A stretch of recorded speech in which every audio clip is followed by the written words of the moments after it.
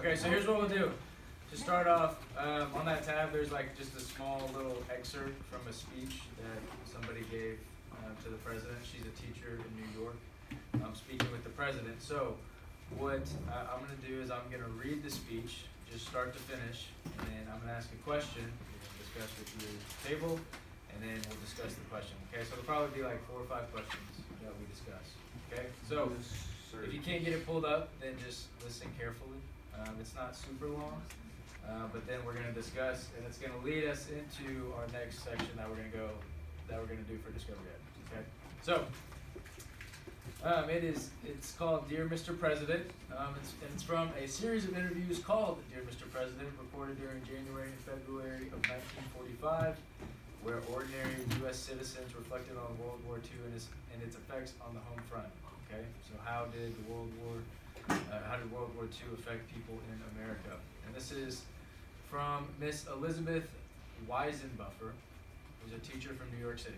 Okay, so I'm going to read what she has to say, and then I'll ask some questions, and then we'll discuss. So it says, Dear Mr. President, I'm just one of 36,000 New York City school teachers, and I am deeply impressed at being allowed to speak to you. Later, I'm going to think of all the things I should have said, but just now the only thing teachers can think of is the safety of our children. When we built our schools, of which we are justly proud, we planned for a maximum amount of light and air. And when we added completely fireproof construction, we thought we had done a pretty good job. Nobody thought of bombs. Today we had an air raid drill. The children, bundled into their wraps, scurry to the safest places we can find for them. They dive under seats or duck against walls and start to sing. At the end of a corridor, you may hear that our banner makes tyranny tremble, while at the other end of the corridor, you may hear the troubles that old MacDonald was having with the farm. From the floor below, you may hear the complaints of someone who had to leave an old home in Kentucky. The children think it's great fun. They have absolutely no fear, and the morale is excellent. But a democracy can be no better than the people in it. It is up to us teachers to instill into the child the ideas of democracy and the traditions of America. We can do without automobiles, radios, and washing machines if we must. We got along without them before. But we can't do without educated, tolerant citizens. The children trust us. Don't let them down. Okay, so first question. So it's talking about air raid drills. First off, what do we think an air raid drill is? Alright, so a drill, if we think that getting bombed is a potential threat, what are we going to do? How are we going to react? Okay, just like a fire drill, just like a tornado drill. Alright, so first, this one shouldn't take too long. First question to discuss with your table, your group is, why do you think the children sang during the drills? Why do the children sing during the drills? Discuss with your table real quick.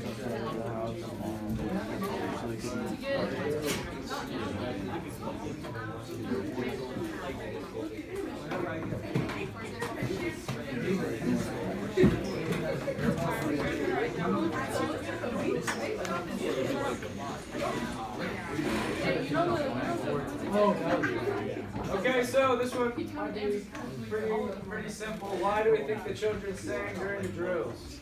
To keep them calm, keep their minds maybe off of what the drill is actually for, which is being bombed. Kind of scary.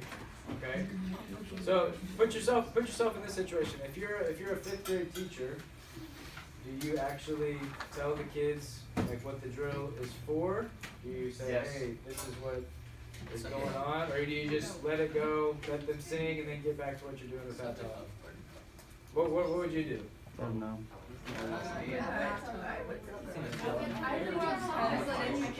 Okay, so we have a little bit of both. Okay, just wanted to see. All right, next thing to discuss with your group. Hey, listen up. Next thing to discuss with your group. Why do you think the children have absolutely no fear, even though America is at war? So discuss with your group. Why do they have no fear?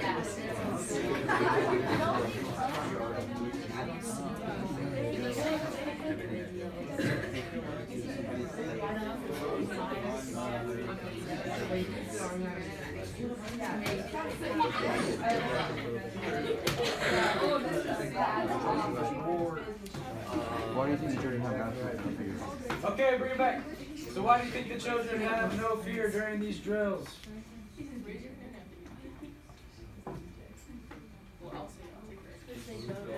Kids, they probably don't know what's happening. I don't know what's going on. Okay, both of y'all said that. They don't know what's going on. So it looks like these teachers, and I don't know how old these kids are, but they chose to, hey, we're not gonna let them know what the real truth is. We're just gonna let it happen, and we're gonna let them sing, and it'll be what it is. But I think it says in here, they have absolutely no fear, and the morale is excellent. Okay, so it might even be something the kids look forward to. If you look up here, you have a picture of one of these drills where the kids are singing. Okay? They look like happy. So we got my guy in the overalls here, front and center. Looks like he's singing. Looks like we got some interesting style in this picture. But I like it. they had absolutely no fear. Okay, next question. Next question to talk about with your group. How do you think World War II affected children across the U.S.? How did World War II affect children in the U.S.?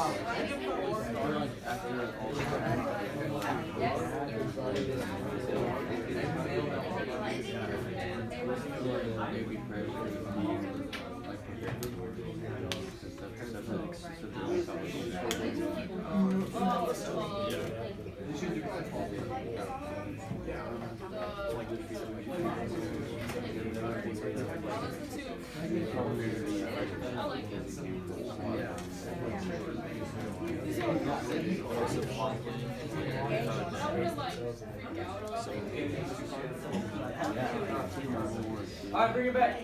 How do you think World War II affected children across the United States? They didn't have fathers. Say it a little bit louder. They didn't have fathers. They didn't have fathers because they're in the war. Okay. Older brothers. If they had older brothers, like overseas. Yeah, they could be overseas too. Yeah. So if there's a lot of fathers and older brothers that are off fighting in the war, okay, did their jobs did nobody fill their jobs back home? Because in the wartime economy, there had to be a lot of jobs filled, a lot of things built for the war. So who was usually doing those jobs? Probably more women. Okay, so Jacob and I were just talking about how there may be a family the dad is in the war, but then the mom is working a lot, and so the kid kind of feels like maybe his parents are just a little bit absent because of the war. Okay, something like that. But I think I don't know if it was the anomaly, but there was probably a lot of kids who had a parent out for some reason due to the war. So probably a lot of kids had to grow up in that single parent home. And then last one, why does Miss Weisenbuffer say the country cannot function without educated, tolerant citizens?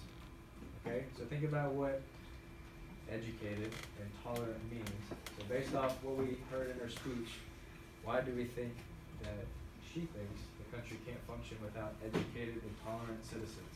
Okay. Last one. Discuss with your group.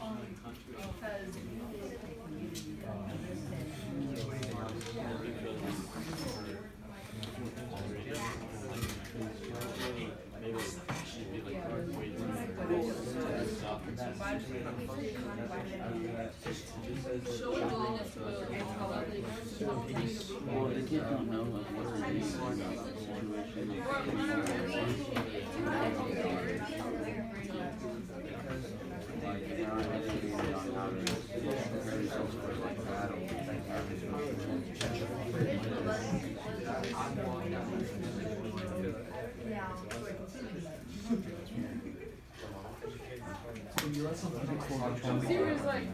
At my house.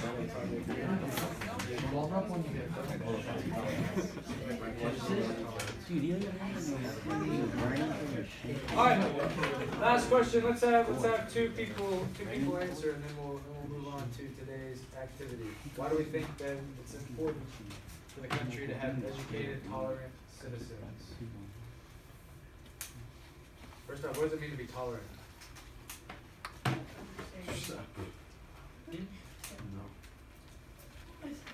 Somebody say something? Understanding. Understanding. Okay. To be able to deal with something. Okay, so maybe accepting, if you're accepting of someone, even though maybe you disagree with them. Okay? So, let's have two folks. Why is it important that we have educated and tolerant citizens? What do you guys think up here? So we think that like children like need to understand like what to do in certain situations. Okay? So you might need to understand what to do in certain situations. One more, what do we think? Think about what's going on at the time of this speech. There's a world war happening across the globe. So why would she think that we need educated and tolerant or educated and accepting citizens? Let's get one more.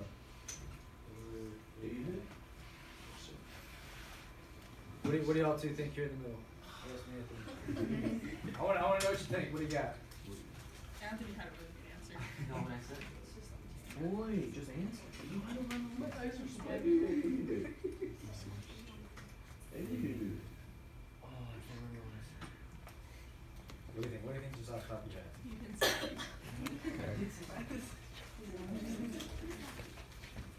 Maybe because like they need people. Alright, let's somebody let them off the hook. Why is it important? This is not a hard question. Not a hard question. What do you think? Why is it important to have educated and tolerant citizens? Because if no one knows what to do, then they're all gonna die. No one knows what to do. They're all gonna die. Because like if they don't know what to do, like say like they're about to get bombed and like no, and they haven't had like practice, so they like not been taught like where to go or what to do. And they, Okay. That's maybe part of it. We got Albert Einstein in our classroom. Say our president is like super dumb. Okay. So if the citizens as a whole are educated, then they'll know what's going on, and maybe if the president or politicians try to sway things one way, they'll be able to understand what's actually. Okay. So that's going to lead us into the next section. So 8.4 is talking about World War II at home. So to start out, today and tomorrow you're going to be looking at Explore pages 1 and 2. Okay. 8.4. Explore pages 1 and 2, and then on your Google Classroom, there are 4 terms or activities that we're going to be dealing with. Does anybody have the Google Classroom up, or can somebody open up the Google Classroom and tell me what those 4 terms are?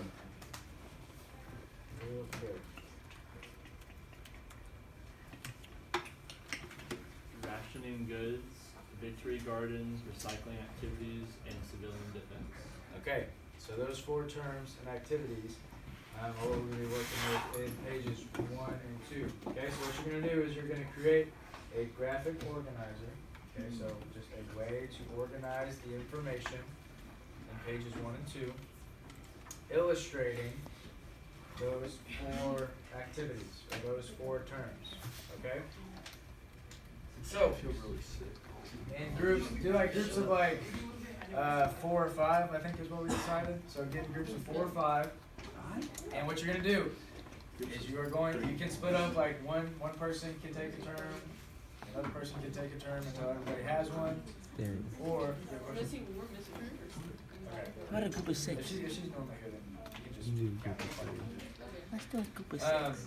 But you're gonna illustrate those 4 terms. Okay, so like we had a group who, I think it's this one, like they're gonna draw, like they drew a plane at the top, and then they're gonna have like 4 things that they're dropping, and it's gonna be in the 4 times.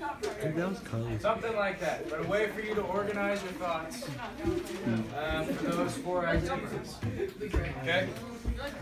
So real quick, before you get going, you can spend today like planning it out, like getting the information, and then tomorrow actually putting it on this paper or however you want to do it, but it's going to be due Thursday. Okay, so it needs to be done by Thursday, so you have today and tomorrow to work on it. Does that make sense?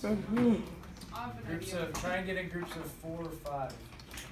Okay? Does anybody have any questions? Casper and Claudia. Any questions whatsoever? You're in a group of six. Casper. You can do a group of 6. Coach, are you okay with the group of 6?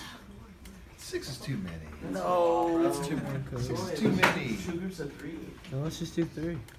Do 3 and 3. Alright, groups 3.